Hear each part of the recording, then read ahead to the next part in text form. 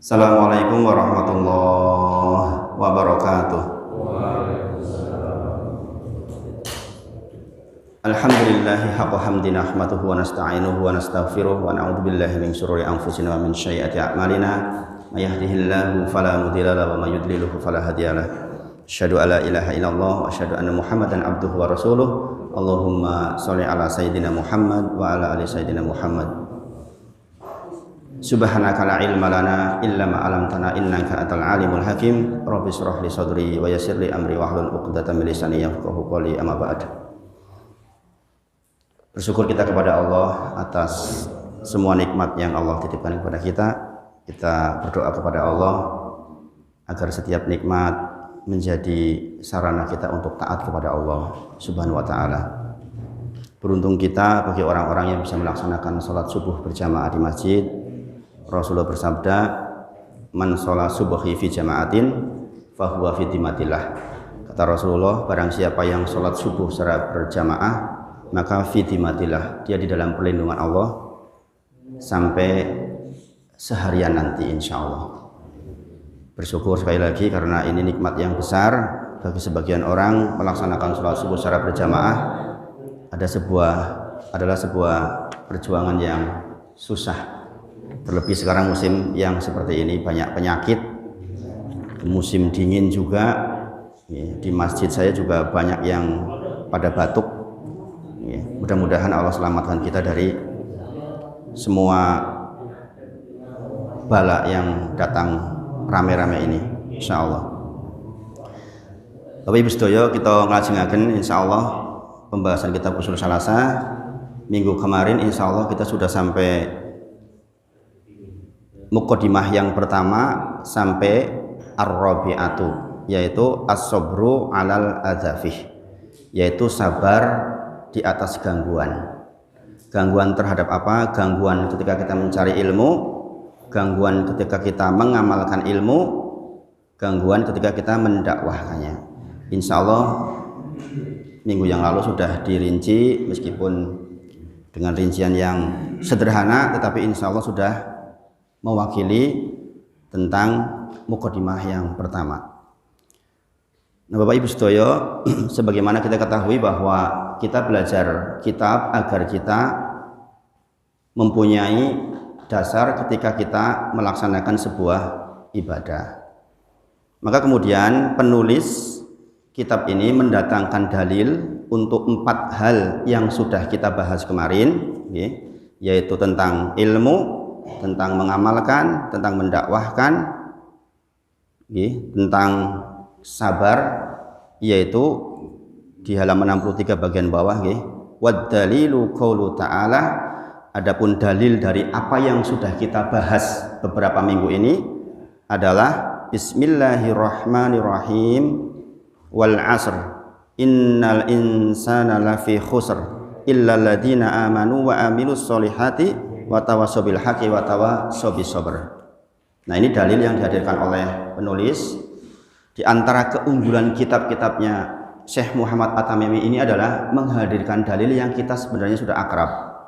Nah, ini keuntungan tersendiri, karena dalil yang dihadirkan banyak di antaranya kita sudah sangat akrab, sehingga ketika kita ingin mendakwahkan ke orang lain, kita sudah dibuat mudah, maksudnya kita sudah dibuat mudah. Ya, beruntung sekali kita bisa mempelajari kitab yang semisal ini, karena dalil yang dihadirkan memang dalil yang mudah. Dalam hal masalah mendakwahkan, kita lihat bahwa benar yang dikatakan, yang kita bahas minggu lalu, bahwa ketika Luqman berpesan kepada anaknya, wasbir ala ma asobak. Saya kemarin cerita tentang kisah saya bahwa hanya gara-gara menyampaikan fikih sholat Jumat, agar orang berangkat sholat Jumat sebelum khatib naik mimbar saja bisa jadi masalah. Jadi as-sabru alal adafih itu benar-benar nyata di lapangan. Sekarang lagi rame wayang, itu ceramah tahun kapan itu? Kalau kita lihat ceramah fullnya, sesungguhnya beliau tidak keliru, tapi sekali lagi wasbir ala ma asobak. Dalam skala besar yang seperti beliau yang sudah besar seperti itu, resikonya tentu saja lebih besar. Demikian juga kita secara pribadi nanti akan mengalami hal-hal yang semisal itu dalam skala kecil. Kita mengingatkan orang itu tidak selalu diterima baik. Maka sekali lagi beruntung sekali jenengan yang hari ini bisa hadir seperti ini, Masya Allah. Di zaman yang serba penuh dengan syubhat kok masih dikasih oleh Allah kesempatan untuk ngaji seperti ini, Masya Allah. Saya termasuk yang sangat bersyukur dan menghargai itu semua. Dalilnya adalah surat Al-Asr yang di situ mengumpulkan apa yang sudah kita bahas. Demi masa, sebagian mengatakan demi waktu asar, sesungguhnya manusia itu lafi khusr, yaitu di dalam khusr. Khusr itu berada di dalam, bukan hanya manusia rugi, tetapi manusia di dalam kerugian. Kalau di dalam itu ibarat jenengan di dalam kolam, jenengan itu tenggelam, kita tuh tenggelam di dalam kerugian. Asalnya manusia itu tenggelam di dalam kerugian, dari atas, dari bawah, kanan, kiri, semuanya berpotensi membuat kita rugi. Bapak Ibu sedoyo, pedagang dunia saja paling takut dengan kata-kata rugi. Gini bagi, terlebih kita yang berharap akhirat. Sekali lagi, secara umum pedagang dunia saja sangat takut dengan kerugian. Nah, ini Allah memberikan informasi kepada kita bahwa asalnya kita lafi husr, di dalam kerugian. Maka 4 hal yang kita pelajari kemarin itu wajib dilakukan, sebagaimana iklam rahimakallahu annahu yajibu, wajib mempelajari yang 4 dalam rangka apa? Dalam rangka keluar dari husr, supaya kita keluar dari husr, dan Allah sudah kasih rambu-rambunya.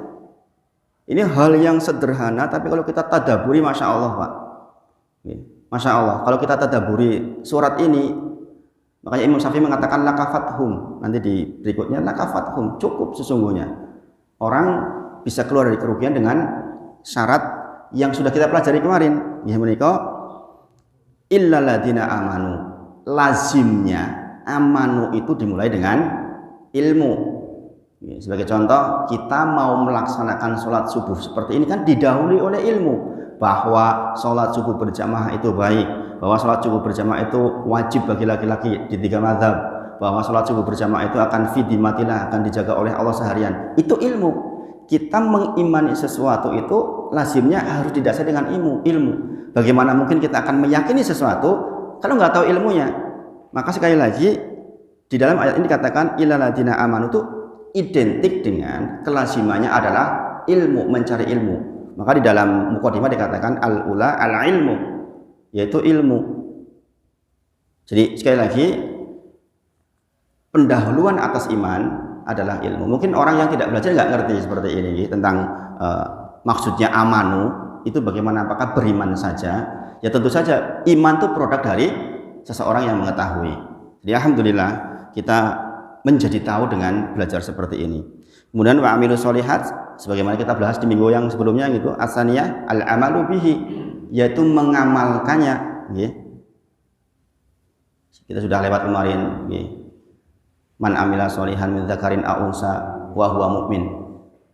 Barang siapa laki-laki maupun perempuan beramal soleh, dia laki-laki, dia akan mendapatkan hayatan thayyibah, akan mendapatkan kehidupan yang baik di dunia, dan akan mendapatkan balasan bi ahsani yang jauh lebih baik di akhirat nanti. Maka amal soleh yang kedua. Jadi 4 hal yang kita bahas itu terkumpul di dalam dalil surat Al-Asr ini. Kemudian tawassul bil haq, kita tahu di asalisah, yaitu ad-da'watu ilaihi, yaitu kita mendakwahkannya, saling mengingatkan di dalam kebaikan. Kemudian tawassul bis sabr, yaitu kita bersabar di atas semua gangguan. Nah, itu pendahuluan yang disampaikan oleh mu'alif atau penulis kitab ini terkait dengan 4 hal yang dikatakan wajib untuk kita. Maka kemudian penulis menyampaikan perkataan Imam Syafi'i rahimahullah ta'ala. Qala as-Syafi'i rahimahullah ta'ala, lau ma anzalallahu hujjatan ala khalqihi ila hadhihi surah lakafathum. Sampai-sampai seorang Imam Syafi'i rahimahullah ta'ala mengatakan, kalaulah Allah hanya menurunkan surat ini saja, lakafathum, cukup. Maksudnya cukup bagaimana? Cukup untuk memberi lampu kuning kepada orang-orang untuk bisa melaksanakan agama secara utuh. Karena bisa melaksanakan Islam itu kan dengan ilmu. Ketika seseorang sudah sadar wajibnya ilmu atas dirinya, podo karoyo tegaklah agama. Kalau Imam Syafi'i mengatakan lakafathum, seandainya Allah hanya menurunkan hujah ala khalqihi terhadap makhluk ciptaannya semua, hanya dengan surat itu saja, itu cukup. Tentu saja tidak dengan rinciannya, cukup untuk mendorong agar orang-orang berilmu maksudnya. Yang dengan ilmu itu kemudian tegak seluruh yang menjadi urusan agamanya, urusan dunianya, urusan akhiratnya. Sangat dipahami sampai di sini nggih. Maksud pendalilannya. Paham nggih Pak nggih? Insyaallah nggih. Karena ini bagian yang saya kira sangat penting. Ketika kita sadar ini, kita akan sangat legoati untuk meluangkan waktu belajar. Tentu saja tidak hanya di forum seperti ini. Kita pulang ketika ada waktu-waktu senggang, nanti kita akan sampai tentang masalah al-ihsan. Orang yang sampai pada derajat ihsan itu nanti dia akan efektif sekali waktunya. Di antara efektivitas adalah belajar. Insya Allah nanti akan sampai pada waktunya. Kemudian waqala al-Bukhari rahimahullah taala, berkata Imam Bukhari rahimahullah taala, babul ilmi qabla al-qauli wal amal. Ini menegaskan sekali lagi di dalam Imam Bukhari, Sahih Imam Bukhari itu ada bab tentang babul ilmu qabla al-qauli wal amal. Bab tentang ilmu sebelum berkata dan berbuat. Kita sudah bahas secara ringkas di sebelumnya insyaallah. Jadi sekali lagi kita mendasari segala sesuatu, ucapan kita, kata-kata kita, tindakan kita dengan ilmu. Sekali lagi penulis mengatakan wad dalilu qaulu ta'ala, kebiasaan untuk menyampaikan ini dengan dalil. Adapun dalilnya adalah Allah berfirman, fa'lam annahu la ilaha illallah wastaghfir li dzambik. Fa'lam, ketahuilah. Sebagaimana kita suruh berilmu, diketahui dulu annahu, sesungguhnya la ilaha illallah, dialah Allah zat yang berhak untuk disembah, dimintai ampun, dikelui, dimintai, kita berdoa kepadanya. Wastaghfirli dzambik, baru setelah kita tahu kepada siapa kita minta, kepada siapa kita memohon, kepada siapa kita beristighfar, baru istighfar maksudnya. Ojo ujuk-ujuk istighfar, orang ngerti istighfar kepada siapa kita minta ampun. Makanya katakan fa'lam dulu, ketahuilah saya Allah itu zat yang bisa mengampuni kalian seluruhnya. Maka setelah engkau tahu itu, wastaghfir li dzambik, mintalah ampun kepada Allah atas dosa-dosa. Sampai di sini sangat dipahami nggih. Yang namanya istighfar itu kan ucapan dan perbuatan. Kita mengucapkan dan kita berbuat. Untuk meminta ampun kita berbuat, kita menjauhi apa yang kita minta ampun atasnya. Taubatan nasuha, seseorang yang bertobat dari zina misalnya, ya dia berusaha untuk tidak berzina. Karena dia mengetahui Allah itu bisa mengampuni, maka kemudian dia minta ampun kepada Allah dengan ucapan astagfirullah sambil diikuti tindakan. Berarti ilmu itu, fa'lam itu mendahului bahkan istighfar kita. Jangan ujuk-ujuk kita melaksanakan sebuah ibadah tanpa kita mengetahui landasannya. Fabada'a bil ilmi qabla al-qauli wal amal. Memulai dengan, Allah pun memulai dengan ilmu sebelum perkataan dan perbuatan. Nah, ini mukadimah pertama. Ya, insya Allah mudah-mudahan saged dipahami apa yang disimpulkan dari mukadimah pertama. Ya, ada 4 hal, yaitu tentang ilmu yang kita sudah bahas, ilmu terkait dengan ilmu dunia dan ilmu syar'i sudah lewat pembahasannya insya Allah. Kemudian ketika terkait dengan amal, ada 2 golongan yang dicela oleh Allah, yaitu al-maghdub alaihim dan ad-dallin. Kita adalah orang yang tidak masuk keduanya, itu yang kita mintakan terkait dengan amal. Kemudian terkait dengan dakwah, maka ketahuilah bahwa di dalam dakwah ada bagian-bagian dasar, ada bagian-bagian yang menjadi bagiannya orang-orang yang berilmu, yang maksudnya berilmu tinggi, mufti misalnya. Kita di bagian yang dasar-dasar, ngajak sholat, ngajak ke taklim, kemudian fikih dasar, itu tugas kita. Tapi yang berat-berat itu tugasnya para mufti atau ustadz khibar. Jadi kita jangan sampai salah ranah istilahnya. Kalau kita memang belum punya cukup kemampuan, meskipun kita disuruh berdakwah, sesuai dengan kapasitas yang kita miliki saja, tidak lebih dari itu, supaya tidak keliru. Karena hari ini begitu banyak perdebatan di medsos, orang-orang yang nggak berilmu sehingga ujungnya caci maki. Dikiranya nggak ditulis oleh Allah caci makinya, akun bodong. Padahal meskipun namanya Romi, di situ dikatakan siapa, misalnya Abdul, tetap saja Allah tahu kan, sehingga perdebatan itu akan ditulis, sehingga akan dipertanggungjawabkan di sisi Allah. Nah, semua itu sekali lagi terkumpul di dalam surah Al-Asr. Jadi mukadimah pertama mudah-mudahan bisa jenengan terima, kita resapi bahwa mukadimah ini sesuatu yang sangat penting. Nah, kita masuk ke mukadimah yang kedua. Jadi kitab ini ada 2 mukadimah. Insya Allah pagi ini kita bahas mukadimah yang kedua atas izin Allah. Dibaca kitabnya halaman 62. I'lam rahimakallahu annahu yajibu ala kulli muslimin wa muslimatin ta'allumu thalasi hadhil masail wal amalu bihina. I'lam, ketahuilah, sekali lagi kita disuruh belajar lagi. Di mukadimah yang kedua. Kata-kata ini sederhana tapi mengingatkan kita untuk perbuatan yang besar.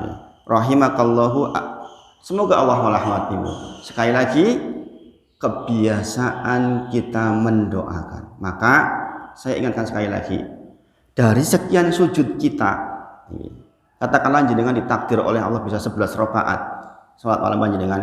Sujud pertama jenengan bagi untuk keimanan, keislaman jenengan dan keluarga. Nanti ada bagian yang untuk tetangga panjenengan, ada yang untuk saudara-saudara jenengan, ada yang untuk jamaah masjid sini.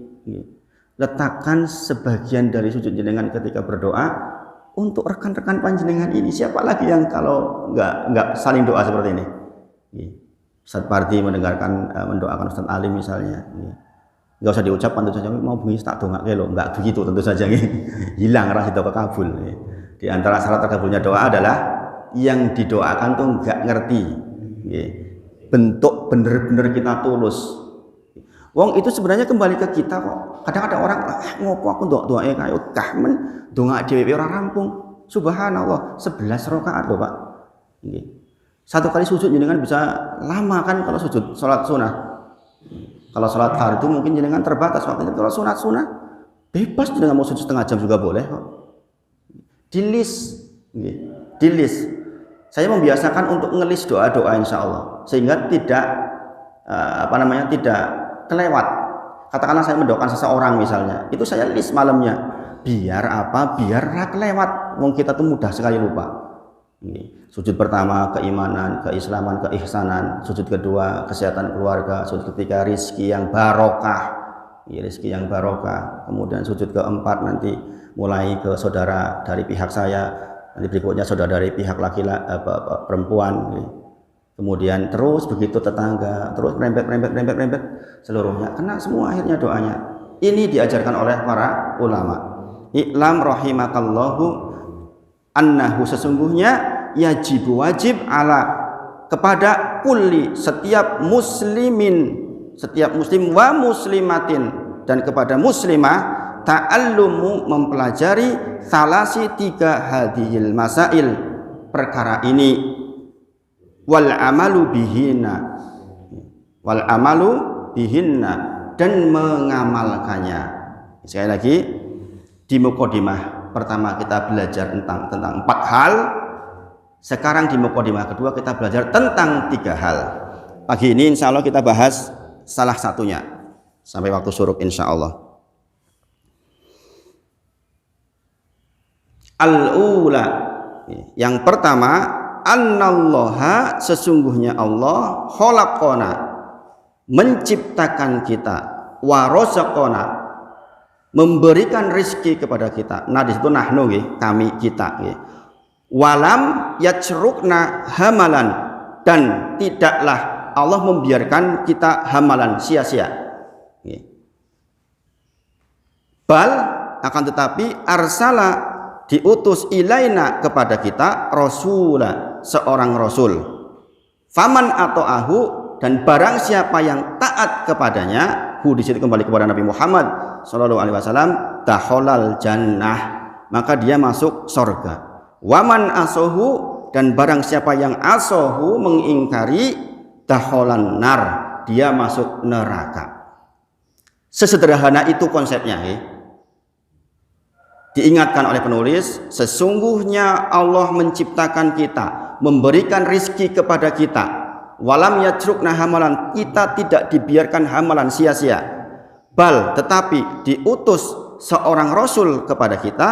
Barang siapa yang taat kepadanya maka masuk surga, barang siapa yang mengingkarinya maka masuk neraka. Wa dalilu qaulu ta'ala, halaman berikutnya, adapun dalilnya adalah Allah berfirman, sepindah malih kebiasaan kita untuk selalu mendatangkan dalil di setiap apa yang kita bahas.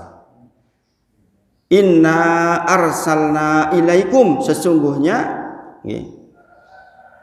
kami mengutus ilaikum kepada kalian rasulah, seorang rasul, syahidan sebagai saksi, alaikum untuk kalian, kama sebagaimana, arsalna kami mengutus, ila kepada fir'auna, fir'aun rasulah, seorang rasul.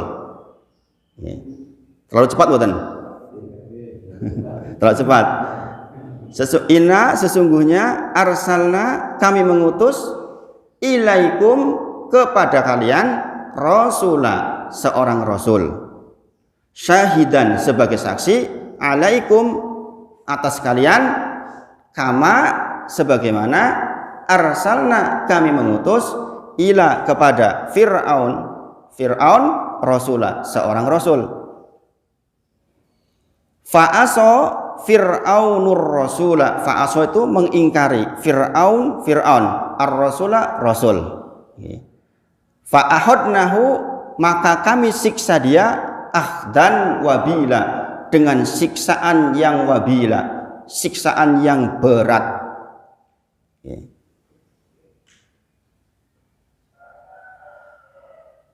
Surah Al-Muzammil ayat ke 15 dan 16. Nah, kita bahas di sini. Penulis menyatakan wajib buat kita mempelajari 3 hal. Wajib buat muslim dan muslimah untuk mempelajari 3 hal. Di bagian yang pertama, beliau menyampaikan Allah menciptakan kita, Allah memberikan rizki kepada kita, Allah tidak membiarkan kita begitu saja, tetapi Allah mengirimkan seorang rasul sebagai pemandu kita. Dan ketahuilah, barang siapa yang taat kepada risalahnya masuk surga, dan barang siapa yang mengingkarinya maka masuk neraka. Bapak Ibu sedaya, ini bagian yang penting di dalam akidah. Meskipun saya yakin jenengan sudah dapat di kitab tauhid jauh lebih dalam. Kitab ini adalah lambaran dasarnya sebenarnya. Di sini penulis menyampaikan kita hidup di zaman banyak pemikiran sesat itu berseliweran setiap hari. Maka akan ada masa di mana orang pagi beriman, sore wis ra beriman. Akan datang masa seperti itu. Saking cepatnya subhat berputar, masya Allah. Hal-hal yang dulu hanya jadi pembahasan di dalam pondok, sekarang sudah keluar. Ini tidak mudah ini. Contoh. Ini contoh jangan dikembangkan gitu. Saya hanya memberikan contoh saja. Bab-bab yang sesungguhnya hanya pencari ilmu saja khusus yang mempelajarinya. Jangan secara awam di luar disampaikan. Contoh misalnya pertanyaan, orang tua Nabi di mana? Buat kita sebenarnya kan nggak perlu meningkat, tidak ada hubungannya dengan peningkatan keimanan, tapi ini dibahas di luar, sesuatu yang bisa menimbulkan kontra, bisa menjadikan orang beriman menjadi tidak beriman. Na'udzubillah. Tetapi secara langsung kepada kita kan nggak ada hubungannya dengan peningkatan iman kita. Hal-hal gaib kita hanya berdasarkan dalil saja. Ini sesuatu yang berkembang di YouTube sekarang bisa dilihat hal-hal seperti itu, subhanallah. Dulu seperti itu hanya ada di dalam pondok saja yang seperti itu, dan saya kira tidak perlu dibahas di umum hal-hal seperti itu. Tapi hari ini memang kita nggak bisa menghindari seperti itu. Terus yang namanya pemikiran-pemikiran itu terus berkembang. Makanya saya memberikan pesan, sibukkanlah dengan pelajaran yang kita pelajari saja dulu. Jangan melebar ke video-video lain. Meskipun di beranda YouTube kita itu akan muncul banyak sekali hal, tolong pilah-pilah. Eman-eman waktu 5 menit, eman-eman 10 menit kalau untuk hal yang tidak penting. Eman-eman. Ini prinsip Pak, penting sekali ini dalam hal masalah belajar. Saya termasuk orang yang sangat menghindari untuk sembarang klik. Karena kan muncul itu. Related videonya kan muncul. Kita ngaji apa, related videonya apa. Nyetel videonya saya, munculnya apa itu di bawah. Makanya hati-hati, mendingan baca kitab saja daripada harus yang seperti itu. Di sini perlu menghadirkan sebuah perumpamaan. Kata beliau, jika ada seorang anak kecil terdorong, lantas kita sampaikan kepadanya, dia terdorong tanpa sebab, dia jatuh tanpa sebab. Kira-kira anak ini protes nggak? Protes lah. Masa sih nggak didorong kok jatuh? Atau nggak kepadu kok jatuh? Tanpa sebab tiba-tiba jatuh. Secara akal anak itu nggak bisa menerima. Dia masih fitrah kan. Kalau orang tua kan mungkin bisa, nanti ada makhluk halus dan sebagainya. Anak sendiri secara umum dia akan mengatakan, sopo sing dorong aku. Demikian juga ketika kita akan bahwa seluruh baju kita terjadi begitu saja, tanpa ada yang rancang, tanpa ada yang jahit. Kita percaya nggak seperti itu? Kan nggak mungkin. Kalau hal yang kecil seperti itu saja, harus ada yang merencanakan, harus ada yang merancang. Bagaimanalah lagi alam semesta ini? Maka di sini dikatakan, Anallaha razaqona, Anallaha khalaqona wa razaqona. Sesungguhnya Allah itu menciptakan kita. Allah itu menciptakan kita. Bahwa ada zat yang menciptakan kita, mengatur kita, mengurusi hidup kita. Ini penting sekali. Karena apa? Dengan berkembangnya media yang sedemikian pesat, yang namanya ateis, tidak percaya Tuhan itu bisa terjadi setiap waktu sekarang. Makanya doanya Nabi Ibrahim itu apa? Robi wa jenubni wa baniya anak budal asnam. Jadi kan mungkin nggak kepikir Pak. Tiba-tiba kok ada anak udah nggak percaya sama Allah. Na'udzubillah, mudah-mudahan nggak di keturunan kita. Nabi Ibrahim sampai berdoa, Robi ya Allah wa jenubni, hindarkan aku dari persembahan penyembahan kepada selain Allah. Wabaniya, dan anak turunanku juga anak budal asnam, dari penyembahan kepada berhala. Saking bahwa sangat mungkin apa yang tidak kita pikir dulu bisa terjadi sekarang, karena berkembang luar biasa yang namanya pemikiran hari ini. Abu Hanifah rahimahullah ta'ala pernah berdiskusi dengan orang ateis. Dia mengatakan, saya nggak percaya kok bahwa bumi ini ada yang menciptakan, itu terjadi begitu saja dengan teori Big Bang dan sebagainya. Maka dia katakan, bagaimana pendapatmu jikalau ada sebuah perahu, kemudian dinaikkanlah barang-barang, perahu itu jalan tenang, tiba-tiba di tengah lautan terjadi badai yang besar, perahu itu tetap jalan sampai ke tujuan, kemudian sampai di tujuan menurunkan barang-barang sendiri tanpa nahkoda. Maka dia mengatakan apa? Ya nggak mungkin Syekh, nggak masuk akal yang demikian. Maka kemudian Abu Hanifah mengatakan, kalau hanya kapal seperti itu saja engkau mengatakan nggak masuk akal, bagaimana lagi dengan alam semesta ini? Masih yakin kau bahwa tidak ada yang menciptakan, tidak ada yang mengatur? Ini pokok Pak. Ini prinsip akidah bahwa kita itu diatur hidupnya. Maka kita mengatakan alhamdulillahi rabbil alamin. Rabb itu yang memiliki, yang mengatur, yang mengurusi. Maka di sini katakan, dialah Allah yang menciptakan kami juga memberikan rizki kepada kami. Walam yatrukna hamalan, kita tidak dibiarkan begitu saja. Teramat sangat banyak dalil di dalam Al-Quran yang menunjukkan bahwa penciptaan langit dan bumi ini tidaklah sia-sia. Di antaranya ada surah Al-Imran 190 misalnya, inna fi khalqis samawati wal ardi wa ikhtilafil laili wan nahari la ayatin liulil albab. Sesungguhnya di antara penciptaan langit dan bumi ini dan pergantian siang dan malam adalah ada tanda-tanda kekuasaan Allah bagi orang-orang yang berfikir. Alladzina yadhkurunallaha qiyaman wa qu'udan wa 'ala junubihim, yaitu orang-orang yang mengingat Allah ketika dia duduk, ketika dia berdiri, ketika dia berbaring. Dia memikirkan penciptaan Allah. Jadi memikirkan makhluknya Allah, ciptaan Allah itu penting. Untuk apa? Mengingat Allah. Nanti di bab berikutnya kita akan tahu kita mengenali Allah dari apa. Di antaranya adalah dari makhluk-makhluknya Allah. Maka orang yang seperti ini orang yang insya Allah terjaga. Mengatakan bahwa semua terjadi dengan sendirinya adalah jawaban yang tidak masuk akal, sebagaimana kisah tadi. Jadi kita sepakat hari ini bahwa ketahuilah semua ini diciptakan dengan perencanaan yang baik. Walam yatrukna hamalan, kita tidak dibiarkan sia-sia begitu saja. Nah, konsekuensi tidak dibiarkan saja, maka Allah mengirim seorang rasul. Mengirim seorang rasul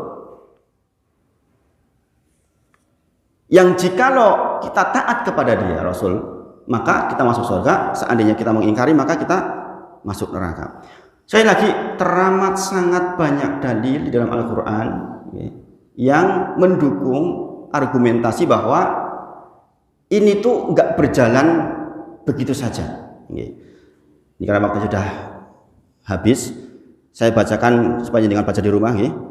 Di antara surah Al-Mu'minun ayat ke-115, 116 dengan tulisannya nanti dibuka di rumah. Surah Al-Mu'minun ayat 115, 116. Itu dalil yang mendukung tentang bahwa ini nggak berjalan begitu saja. Surah Al-Baqarah ayat ke-164, surah yang semisal dengan Ali Imran 190. Kemudian surah Al-Qiyamah 36-40, mudah-mudahan sudah hafal. Itu beberapa dalil dari Al-Quran yang menunjukkan bahwa kita itu berjalan dengan ada yang mengatur seluruhnya. Sekali lagi, tentu saja tahapan-tahapan yang detail seperti itu di dalam alam ini tidak berjalan tanpa sebuah perencanaan. Sekali lagi, ini bagian akidah penting ya, dengan pahami betul, karena kita tidak tahu nasib anak-anak kita besok. Maka pesan saya, doanya Nabi Ibrahim diamalkan. Robi wajnubni wa baniya anak budal asnam. Niki yang berdoa Ibrahim alaihissalam, bapaknya tauhid, yang stok tauhidnya tuh oke banget saja, masih berdoa, ya Allah Robi wajnubni wa baniya anak budal asnam. Ya Allah, saya mohon kepadamu agar aku dan anak keturunanku tidak menyembah kepada asnam, berhala. Jadi penting sekali kita belajar akidah seperti ini dalam rangka untuk membentengi kita secara pribadi dan keluarga kita dari hal-hal yang demikian. Apa tugasnya Rasulullah? Di antaranya adalah mengenalkan sifat-sifatnya Allah, menjelaskan apa yang dicintai oleh Allah agar dijalankan, dan menjelaskan apa yang dibenci oleh Allah agar ditinggalkan, mengingatkan akan adanya hari pembalasan. Intinya ke situ. Jadi kita belajar tauhid semuanya dalam rangka kita mempelajari hal ini, di antaranya mempelajari tugasnya Rasulullah yang 3 ini. Nah, ini yang disampaikan pada pagi ini. Sekarang subuhnya memang sudah siang, jadi waktu jeda dengan suruk lumayan pendek. Kita manfaatkan sebaik mungkin. Sekali lagi, bagaimana minggu lalu kita jadi apa? Robbaniyin, yaitu orang-orang yang sabar di dalam belajar, setahap demi setahap. Itu perintah Allah, jangan lupa. Nah, ini disampaikan pagi ini. Insya Allah nanti sebagaimana tadi disampaikan oleh Ustadz Ardi, kita melaksanakan sholat suruk dulu, kemudian tanya jawab kalau ada yang bertanya, insya Allah. Wa akhiru da'wana alhamdulillahirabbil alamin. Assalamualaikum warahmatullahi wabarakatuh.